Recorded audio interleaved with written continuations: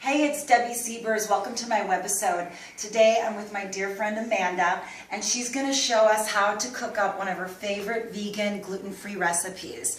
So Amanda, what is this recipe that you love so much? So it's essentially golden beets with a sweet potato. It's not your typical sweet potato, it's more of a white sweet potato. Okay. And it's tossed in olive oil, salt, pepper, with some rosemary. Sounds good already. It's amazing. And then for your side, you want to make sure you get a good grain in there with some protein.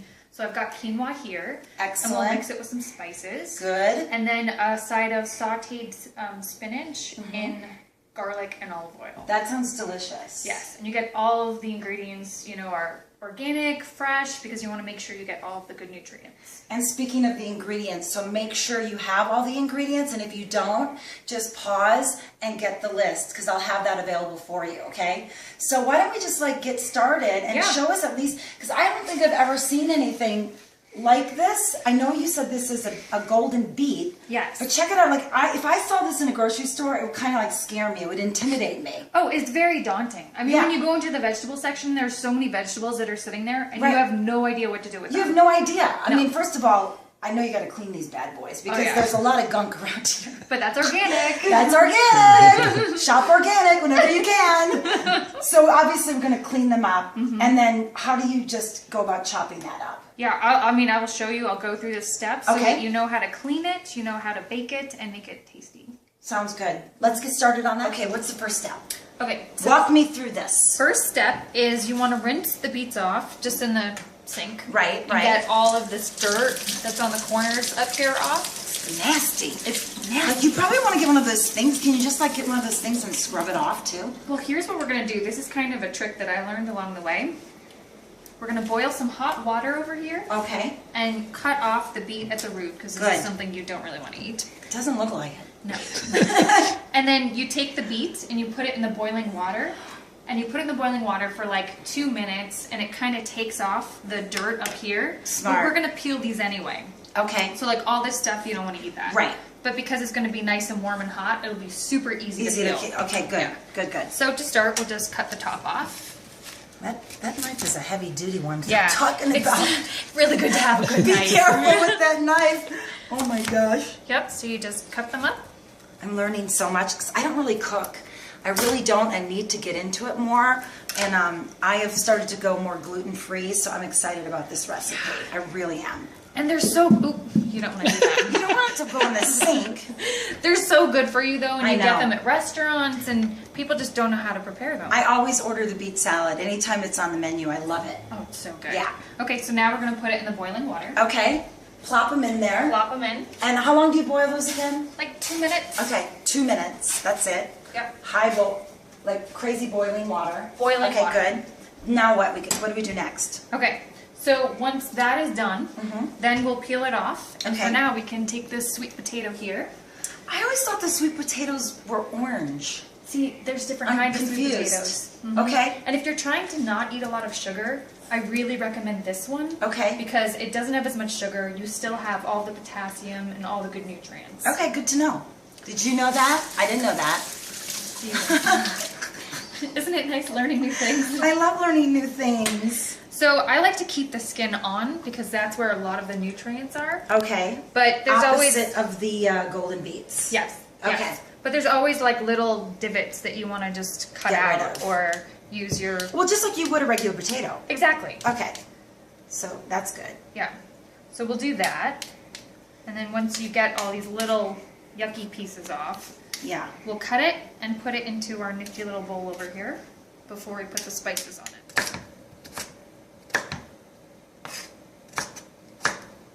Good chopping skills. Lots of chopping. Oh my gosh.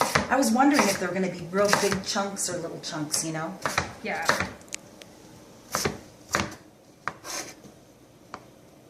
These are kind of... You just want to make them nice little squares. Right. Okay, step 2. What do we got? Okay, so now we have the beets, and they've obviously been, boiling. Look at how yellow that is. So this is what it's going to look like when it comes out. Okay. It's kind of hot, so you got to be careful. I have no feeling in my fingers anymore, but normal people probably do. Okay. It's so golden. My gosh. And then this, you want to just put back over here. Okay, check it out. See that? Yeah. Ooh, and they smell so good too. Oh, doesn't it smell nice and fresh? I love it. And then you just take your nifty little peeler. And you know, in a restaurant, you're going to spend, I mean, beet salads, what do they usually go for? Like $12 or more? Oh, yeah. You know, look at how easy this is. You can do this. And you can get... in a couple minutes, really. You can get 3 bushels of this for like $2. How long do they stay good? Like, do you keep them in the refrigerator, like a yam? And how long do they stay good? So I keep them in the fridge for up to a week to 2 weeks. Oh, really? That long? Yeah, Okay. that long. How can you tell? Like, do they start like sprouting weird stuff like potatoes do if they start? I think so. Then you don't want it anymore. Yeah, if it has an extra head, it's probably not good. Probably not good. Okay, good. No. So we'll just peel this up like this. I'm getting hungry. Okay, cool. And then you just chop them up.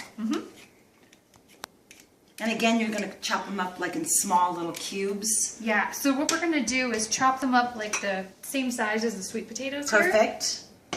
And you know, you can eat this top part. It's, you know, it might look funky, but it still tastes amazing. Okay. So you just chop it into little cubes here. And then we're going to toss it with our fresh rosemary. You don't have to use fresh rosemary, but I just think it tastes better. Okay. And our salt, pepper, and olive oil. Okay, great. Which is all the stuff we got going on here. Yeah. Cool. This is looking really, really good, Amanda. Now I think you're going to chop up the rosemary and throw that in. Yep. But that's optional. Yeah. If you don't like rosemary, don't put the rosemary in it, right? It tastes good with a lot of different spices. You could use basil, just plain salt and pepper, whatever your fancy is. Okay. But this just gives it such a nice woody taste. Yeah. It's like, Oh boy, it does have a lot of fragrance. Yes. So we're just gonna pull apart the rosemary here. But if you guys don't have time, you can totally just buy the rosemary. Just trust me, I'm not going to be chopping up fresh rosemary. And plus, how long does this stay good? Because that's another thing. You know, if you want to like, for me personally, if I'm not cooking a lot, I just get the basil, seasoning or whatever I like. You know, I love this particular seasoning right here. It's just got all these yummy ingredients and it makes everything taste good. So I probably would sprinkle this on there. It's got onion, it's got garlic, it's got, you know, black pepper, you know, just basic spices. Yeah, I love this. Okay, cool. So you just throw that in there very fine and then toss it up, right? Well, you want to chop it so you get it like nice and fine. Okay.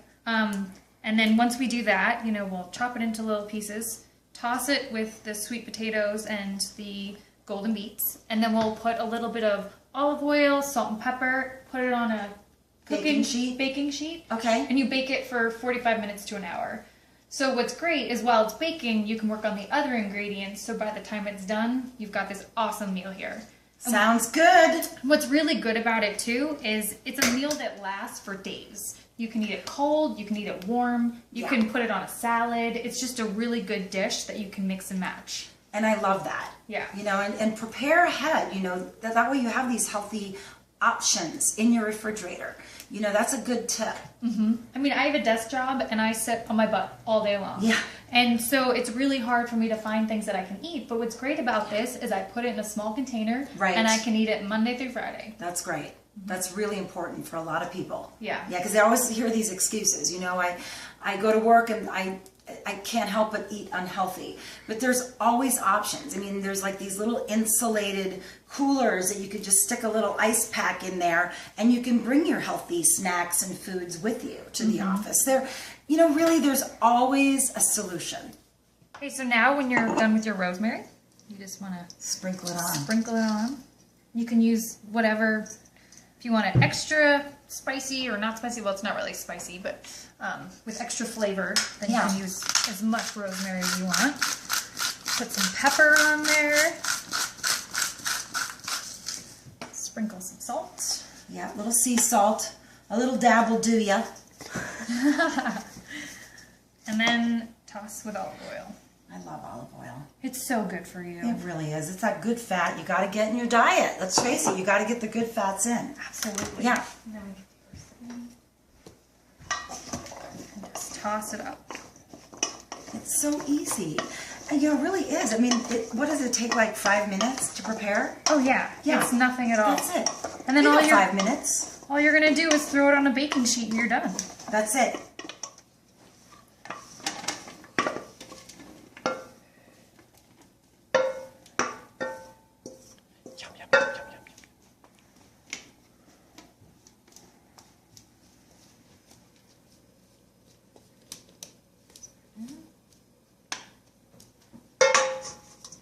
So how long is it baking for? So it bakes for 45 minutes at 350. Okay. And while that's baking, we can work on our quinoa and we can work on our spinach. Perfect. So a little trick with the quinoa, and this you can do this with rice or anything else. Okay. When you put your water into the pan, I actually put extra spices in there just to give it extra flavor to your rice. Oh, that's a good idea, right. And when you're doing that, it also helps kind of keep the water inside the quinoa, so it makes it a little more moist. Love it. So I've got this spice here, this one right here, and you can use, you know, whatever you you're feeling want. like.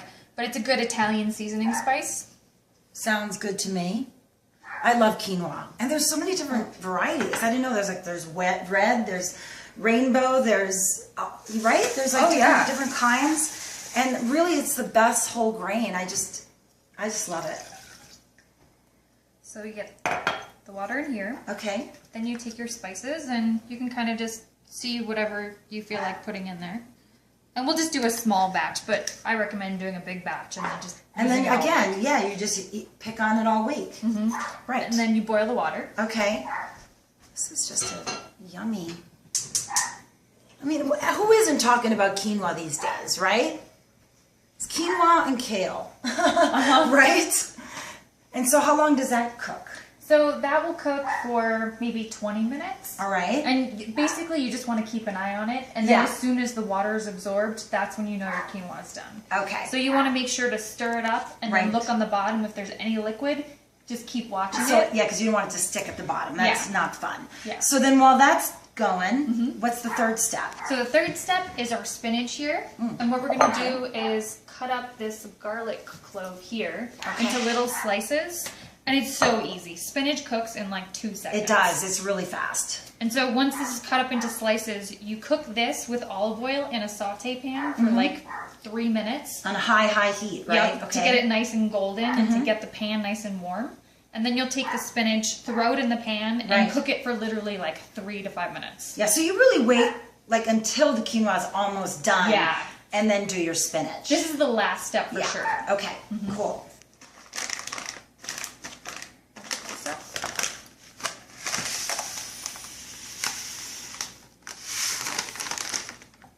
So it's important when you're cooking the quinoa, the rule of thumb is that if you have half of a cup, you want double the water.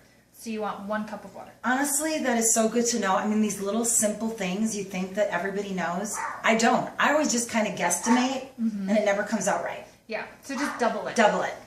You know, I actually just buy the garlic at the store that's already all the shells off of it. You can. Oh, I'm so lazy. I can't. I mean, I spend a few more dollars maybe, but it comes already like, you know, with all this stuff off of it in a little package at Whole Foods. Oh, that's easier. Yeah, I think so. I know, because this will make my hands smell like garlic. Yeah, and then, by the way, how do you get that smell off? Isn't there a quick, easy fix? Not that I know of. Go online, Google that, because I'd be curious. Let me know, would ya? I just deal with the smelly garlic hands. No, there is definitely a simple fix, because I remember seeing it on a show and trying to retain that information, but unfortunately, it didn't stick. But the garlic did. But the garlic did. Luckily, I didn't have a date that night. Well, you just feed your date the same thing you're eating, and it doesn't matter. It's so good, though, for you, isn't it? Like, garlic is it's so good for so many things. It's a healing It is very healing, yes. Okay, so now when you put your heat on high, you're going to put some olive oil into the pan. Now, I never know how much olive oil to put in. Wow, that is see, I would think that's too much. Well, because you're putting it at a high level, some of it's going to burn off. Okay. And you don't want to totally burn the pan. So you kind of want to just make sure there's enough that kind of sits at the bottom there. Okay. And that's usually a good amount. And can you use like coconut oil or some other oil if you want? I'm not sure. The best is really olive oil. Okay. Yeah. And then you want to put your garlic in there. See how it's all in pieces? Yeah. Like that? And that's going to be really good. It's going to cook up and get nice and brown. And how long do you do that for? For like 3 minutes. Okay. And you put this on and then just let it heat. Okay, voila. And what's great about this pan, you can see it. So once you see that it's turning golden brown, that's when you want to throw your spinach in. Oh, that's yummy. So you got your quinoa. Throw that in. And remember the portion control on the quinoa. You know, you don't want to have a whole plate of quinoa, right? Yeah. You just have a small portion. Just enough. And load up on the vegetables. I always like to have more vegetables than anything else. You know, fill up on those vegetables, and then, you know, these are the accents. That's what I say. That's just pretty. That's just yummy. That's just pretty and yummy. Really looks great, Amanda. Oh, well, thank you. And then as you can see, there's plenty left over. Yeah. So this is your full meal. You got all the ingredients. Okay, leave it here. See you guys later. Bye. Oh my gosh.